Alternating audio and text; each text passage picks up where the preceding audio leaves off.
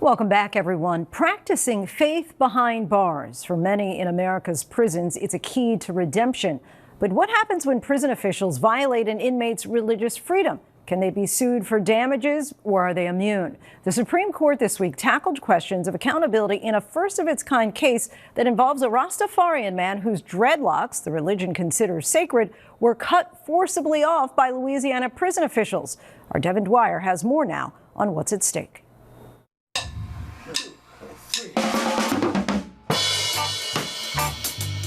The music of Bob Marley put reggae on the map.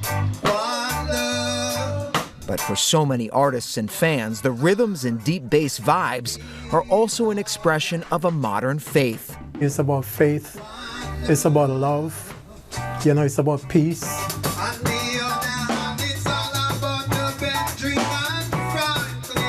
Zaya Ayubu is a practicing Rastafarian, a religion born in 1930s Jamaica that recognizes an Ethiopian Messiah and teachings of justice, righteousness, and natural living. His band Proverbs promotes an ancient wisdom, Zaya says, spreading the message of the Rastafari God known as Jah. Dreadlocks are the most physical manifestation of a devout Rastafarian's faith. It's like a sacred covenant, that the Rasta man made with the Almighty. So dreadlocks are more than just a fashion style. Exactly. Zaya's hair has been growing since 1981. I see them as my spiritual antennas. If I was to lose them, I feel like I'm going to lose some kind of connection.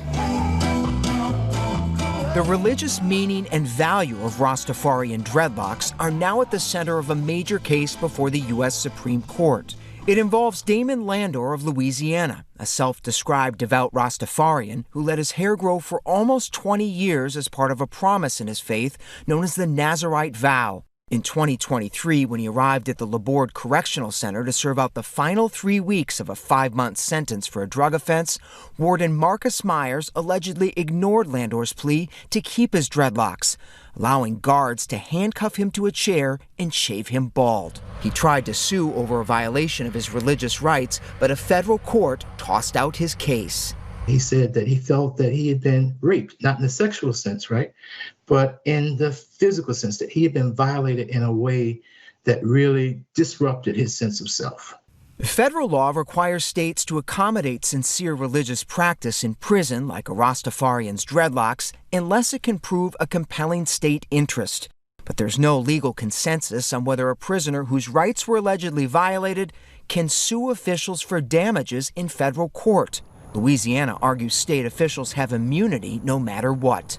We support the principles behind protections of religious freedom and the laws that have been enacted both by Congress and our states to protect people's religious liberty and their religious freedoms.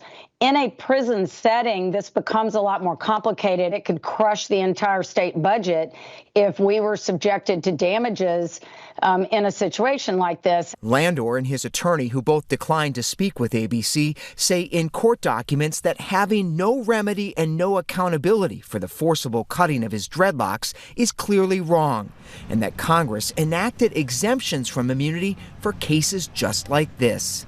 These are all laws that were passed to protect religious liberty, and I would say to especially protect the liberties of religious minorities. For Rastafarians, the Supreme Court's review of Landor's case highlights a long history of discrimination and an alleged lack of accountability, especially behind bars. I just wish that nobody has to go through what I went through. Solomon Tafari spent a decade in solitary confinement in a Virginia prison because he refused to cut his hair. Being in the isolation, you get out like maybe 2 or 3 times a week. They place you in a dog cage and call that recreation, hearing the screams. The prison grooming policy offered no exceptions for Rastafarians. After his release, Solomon tried to sue but got nowhere. There were times where I was in deep depression, thought about committing suicide. That aspect was there as well. But it's my faith that kept me going, saying, and y'all forgive me because I'm getting emotional, that things going to work out.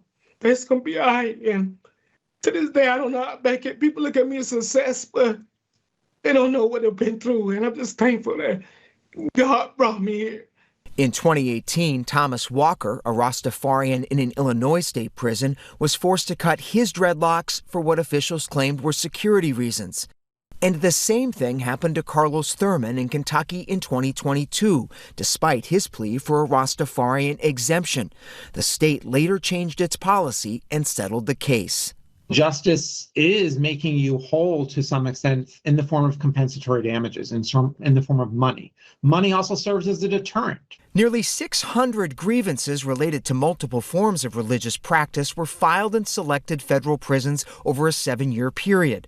But only one of those resulted in a favorable outcome for the prisoner, what advocates say is further evidence of limited respect for religious freedom behind bars. I think there is just a general dehumanization of people who are incarcerated. Zaya and the Proverbs are praying the Supreme Court case will help change the way Rastafarians and their sacred hair are viewed by society. Growing up in the 70s and 80s, if they put you in jail, you could guarantee that they're going to cut your locks off. This is 2025. I thought all of that was over and done. A community of believers raising their voices and hoping the justices will deliver. We're still here, still working, still loving each other and, living together. A unique confluence of church and state there. Our thanks to Devin Dwyer for that.